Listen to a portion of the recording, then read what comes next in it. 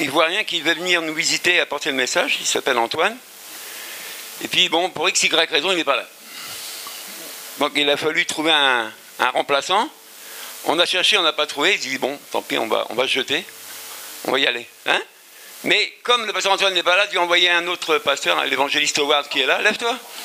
Ça, c'est mon frère d'Angleterre. Vous voyez, il n'y a pas que des Français ici. Il y a de tout. Parce que de toutes les nations, Dieu rassemble.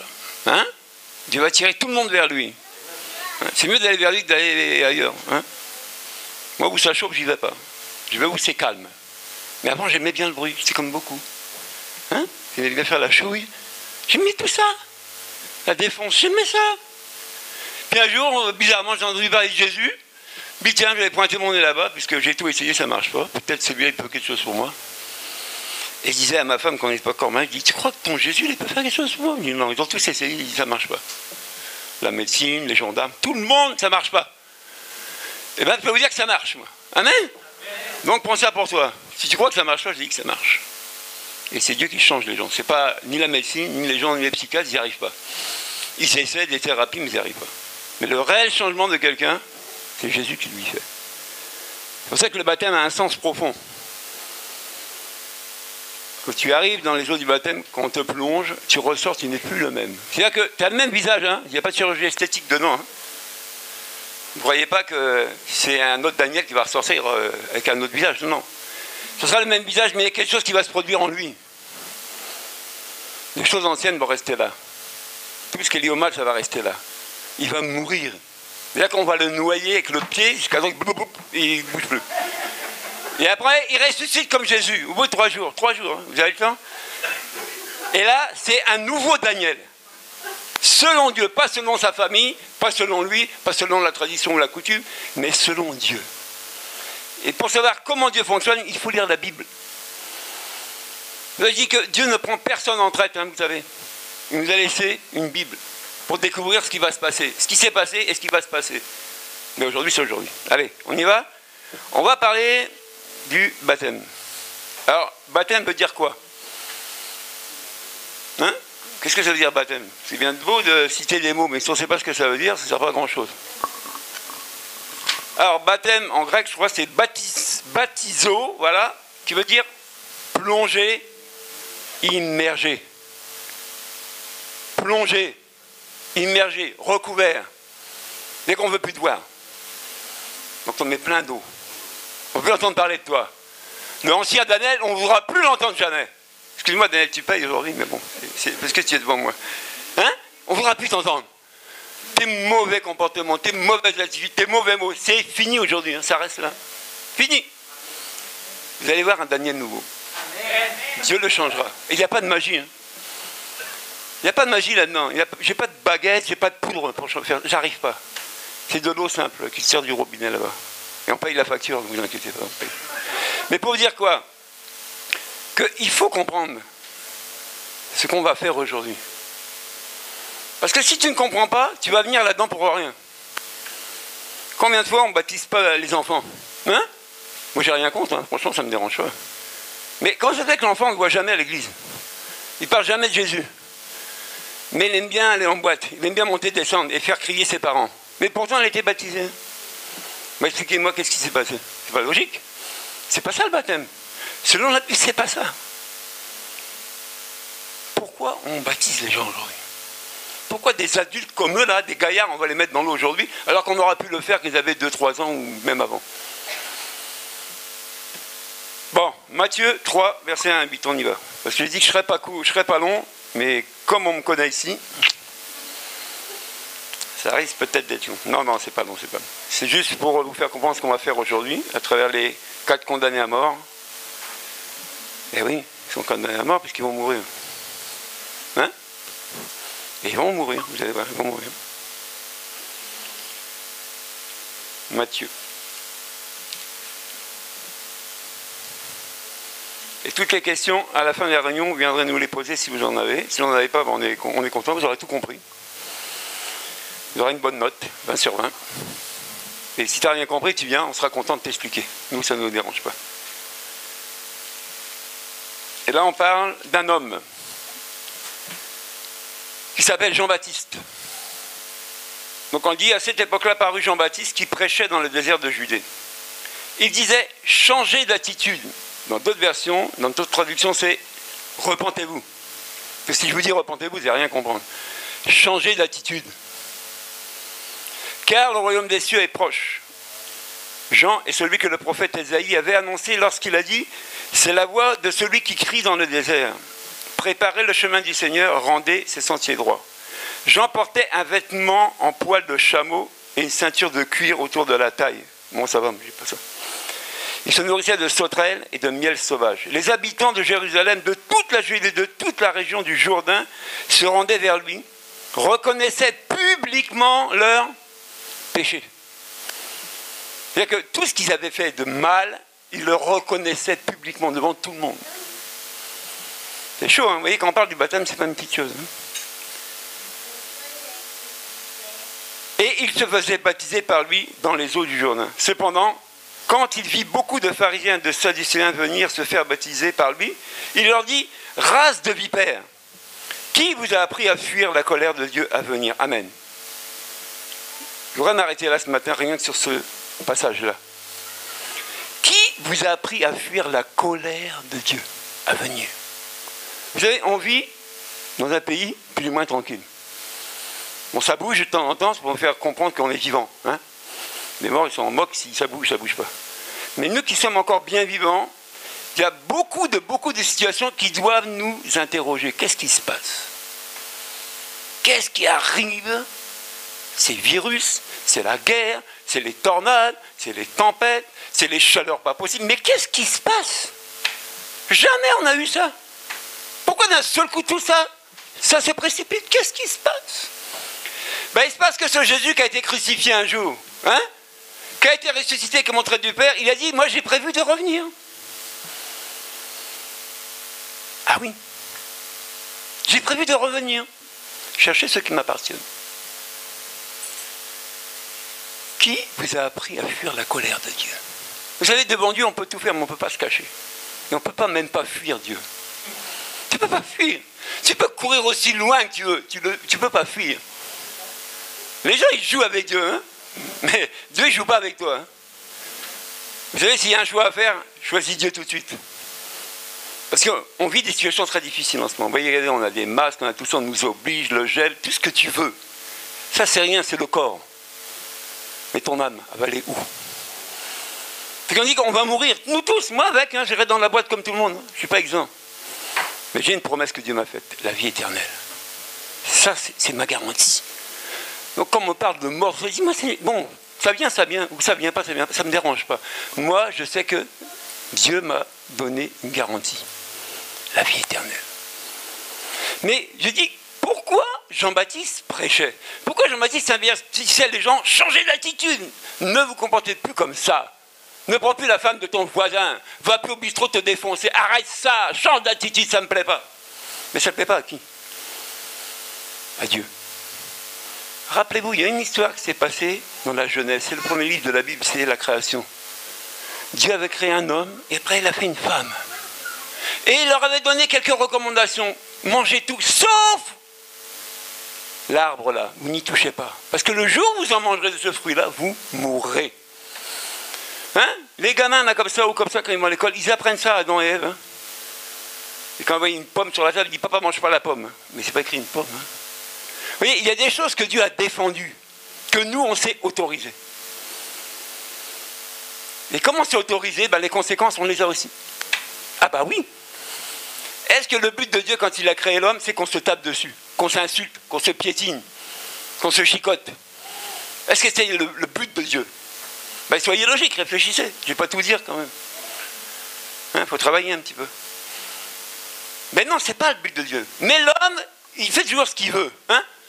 Va voir un gars, tu le croises dans la rue, tu dis, mon frère, tu sais, il faut te repentir, il faut changer d'attitude. Et viens te faire baptiser. Il dit, quoi? Mais t'es pas bien, toi. Je m'en fous. Je fais ce que je veux. Je me plains de... Mais je vis bien, moi. Mais tu sais ce qui va se passer plus tard? Mais je m'en fous. Moi, je peux commenter parce qu'avant, je m'en foutais, je me contrefoutais. Mais franchement, j'étais le plus foutiste. Jean foutiste. Tu me parlais de Dieu, tu pouvais pas, je m'en fous. Tu me parlais de la mort, je m'en fous. Je dis, si c'est mourir, on arrose ça, on va mourir. Et je m'en moquais. Je vivais ma vie comme beaucoup. C'était ma vie. Hein? C'est ma vie, elle m'appartient, j'en fais ce que je veux. Ça, c'est moi qui décide. Hein? Mais Dieu n'a pas décidé ça. Il dit non, ta vie, t'en fais pas ce que tu veux, mon gars. Parce que s'il faut arrêter de respirer, c'est pas toi qui décide, c'est moi. Si tu dois continuer à marcher, c'est moi qui décide. C'est pas toi. Parce que tu crois en Dieu, que tu crois pas, il y a un seul Dieu, mon ami. Il n'y a pas 50. Il n'y en a qu'un. Et c'est lui qui a le pouvoir de donner et de reprendre. C'est lui qui a le pouvoir de te faire respirer maintenant et d'arrêter ta respiration. Donc, ta forte tête, ta rébellion, il s'en moque. Ce qu'il veut, c'est ta décision. Et il ne te force pas. Quand Jean-Baptiste prêchait, c'est-à-dire qu'il parlait de la venue de Jésus, il parlait des conséquences, il parlait de tout ça. Il y en a qui écoutaient, hein. Il y en a qui se faisaient baptiser, il y en a qui ne se faisaient pas baptiser. Hein. C'est-à-dire qu'il n'y a pas de forcing. Hein. Ici, tu crois, j'ai rien de plus. Hein. C'est Dieu qui a du plus, pas moi. J'ai rien à gagner. Mais je dois t'informer que c'est important la décision devant Dieu. Choisir le chemin de Jésus. Et abandonner ton chemin, celui que tu as pris qui n'est pas bon. Parce que celui qui aime bien souffrir, c'est qu'il aime bien souffrir. Mais moi, si j'ai choisi entre souffrir et plus souffrir, je choisis plus souffrir. Mais j'ai essayé de mes propres forces de plus souffrir, mais je souffrais encore. Je me dis, mais comment je vais faire? Mais je ne savais pas que Jésus pouvait arrêter mes souffrances. Je ne savais pas que tout ça existait, je ne savais pas. Mais si on ne me le dit pas, comment je vais savoir? Amen. Prends un gamin de 2 ans. Est-ce que tu vas expliquer c'est quoi le baptême? C'est quoi Dieu? Le gamin, il est là, il t'écoute. Tu le mets dans l'eau, tu ne le mets pas dans l'eau. Le gamin, il ne peut pas décider, il ne peut même pas choisir. Il te suit. Et des fois, on suit bêtement les gens, et ça nous amène où à les suivre bêtement? Dans le mur. Mais c'est mieux de suivre Jésus. Ce n'est pas un mur que tu vas rencontrer. Amen. Tu vas rencontrer la joie, la paix. Et là, ça va donner un sens à ta vie. Tu sais pourquoi tu vis. Tu sais pourquoi tu existes. Mais si tu ne le rencontres pas, ta vie, tu t'en fous. Et tu t'en fous de ceux qui vivent avec toi. Parce que tu les fais souffrir. Regardez la souffrance autour de nous. Regardez les douleurs autour de nous. On voudrait que ça s'arrête, hein? Mais ça ne s'arrête pas. Et je vous dis, ça ne s'arrêtera pas. Ça va même s'amplifier. Parce que je vous dis, le Jésus, là, qui est monté auprès du Père, il a décidé de revenir. Mais avant qu'il revienne, il avertit. Amen. Il nous dit, attention, je reviens. Et tout ce qu'on voit se manifester, c'est signe qu'il revient. Quand? Moi, je ne sais pas. Mais c'est écrit qu'il revient. Donc, je préfère me prendre des garanties, me préparer à son retour, que de m'en foutre. Qui a déjà visité quelqu'un sur un lit d'hôpital qui souffre? Ici. En principe, beaucoup d'entre nous, on était voir quelqu'un à l'hôpital et la personne souffrait. Mais pourquoi la personne souffre comme ça, à votre avis? C'est pas lié à quelque chose, ça, la souffrance? C'est lié au mal, c'est bon, la souffrance. À l'origine, Adam et Ève ne souffraient pas, ils étaient tranquilles. Et ils avaient tout pour eux. Mais la désobéissance a amené quoi?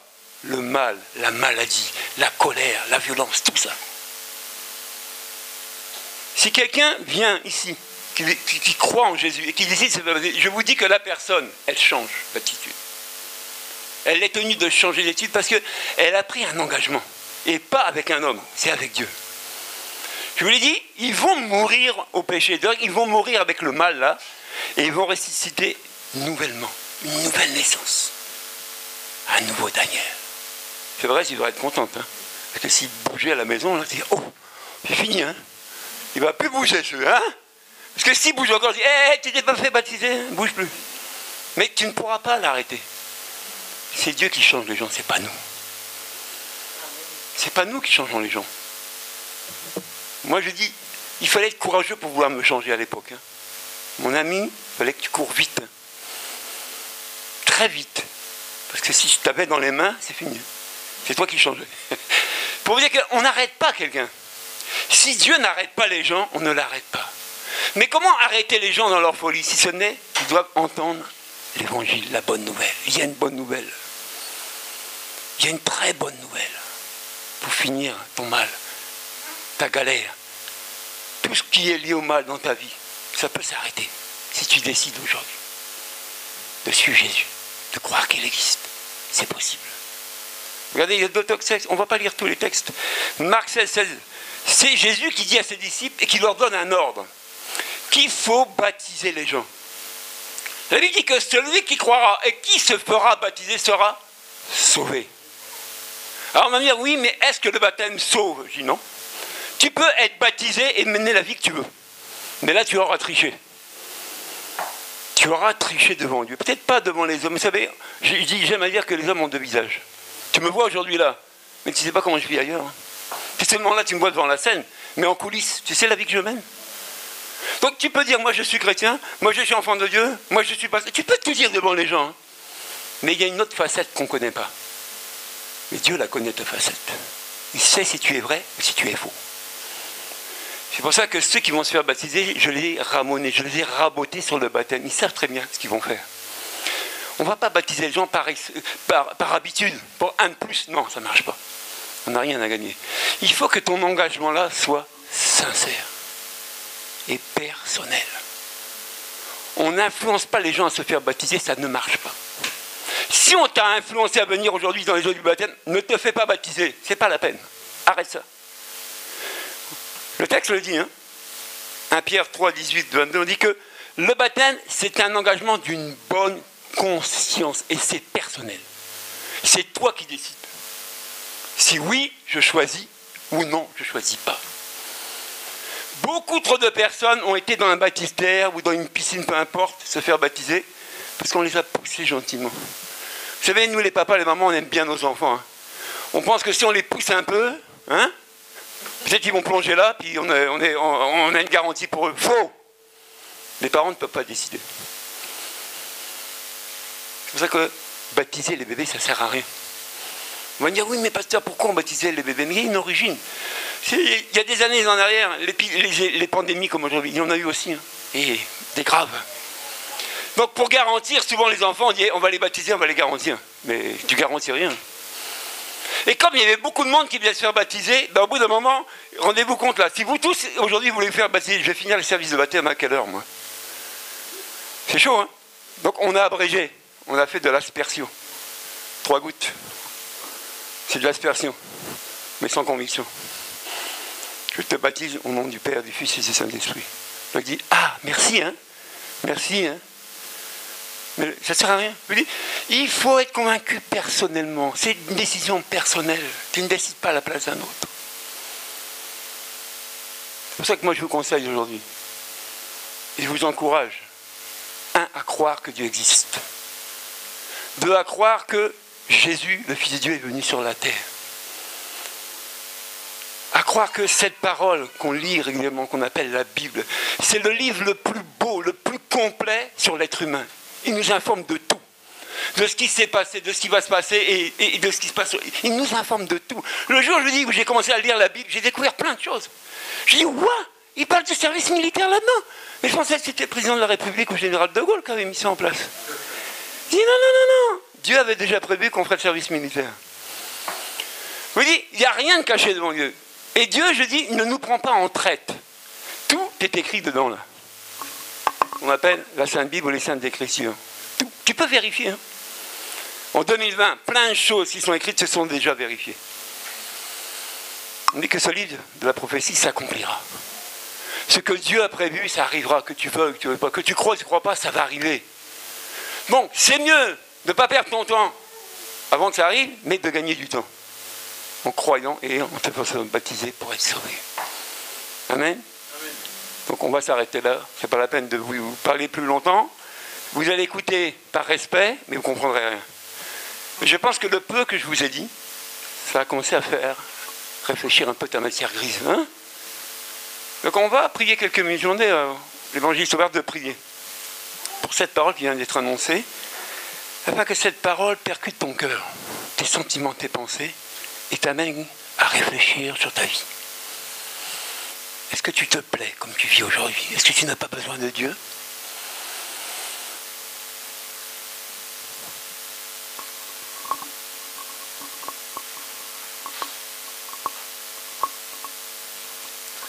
Seigneur, un jour, nous sommes tous devant toi.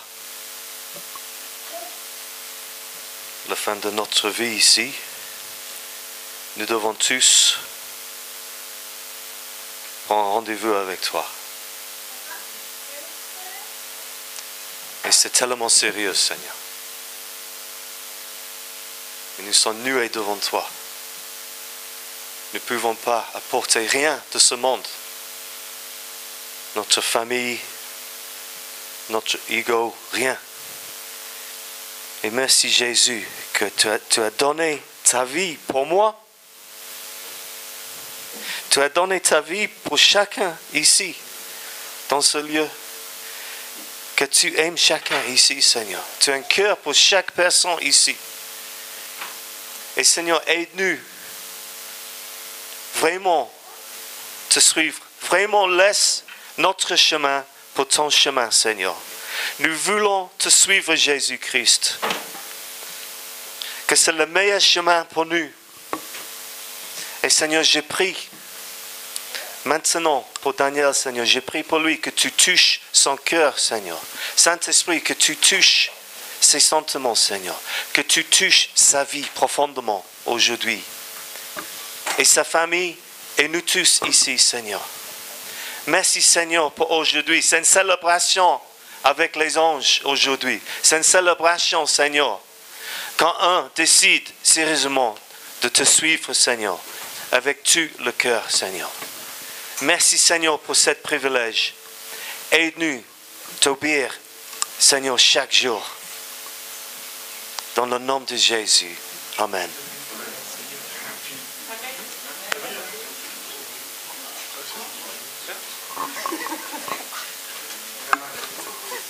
Amen. Nous allons commencer les baptêmes. Alléluia. Amen. Alors, notre frère Daniel, tu seras le premier, Voilà. suivi de ton épouse. Ça y est, t'es prêt? Tu peux enlever le masque. Amen. Fais pas des billets de banque dans les poches, non? Regarde bien. 50, 100 euros, non? Je les donne, je les garde. Je vais te passer le micro. Tu vas me donner un petit témoignage. Voilà. Petit témoignage, oui. Bonjour frères et sœurs. Je n'ai pas grand-chose à raconter. Ça faisait 30 ans quand même que j'étais dans les ténèbres. Il y a des gens qui ne le savent pas ici. Mais je me réjouis aujourd'hui. Pourquoi? Parce que j'ai cru dans le salut de Dieu. J'ai rencontré ma femme Sabrina. Elle est où Sabrina? Elle s'est envolée encore, Sabrina? Voilà. Donc, j'ai perdu un membre qui est très cher. Grâce à Dieu aujourd'hui, je revis. Et je me réjouis pourquoi aujourd'hui? Parce qu'il y a mon frère aussi qui n'est pas là aujourd'hui, j'ai une pensée pour lui. Il m'a dit, frère, pendant 7 ans, tous les jours de ma vie, pendant 7 ans, viens frère, Dieu fera quelque chose pour toi. J'ai refusé pendant 7 ans. Après le Covid, le 10, quand je me suis rendu compte que l'impie, l'ennemi nous a divisés, je me suis rendu compte que là, aujourd'hui, il fallait que je bouge. C'est pour ça que j'ai tout accepté, grâce à Dieu, grâce à notre Seigneur Jésus-Christ. Mais quand même, j'ai une vision quand même si qu'il me reste un seul œil, je me réjouis dans le Seigneur. Il y a des gens qui sont venus ici. Je voudrais quand même passer une annonce. Pendant qu'il fait jour, pendant que je suis debout, n'oubliez pas, Dieu, il est vivant. C'est un Dieu des vivants. Dieu n'est pas un Dieu des morts. C'est tout ce que moi je voulais dire. Donc aujourd'hui, j'espère de tout mon cœur que je sortirai de la boue de ce péché, que Dieu mettrait mes pieds sur le roc aujourd'hui, afin que je puisse le magnifier,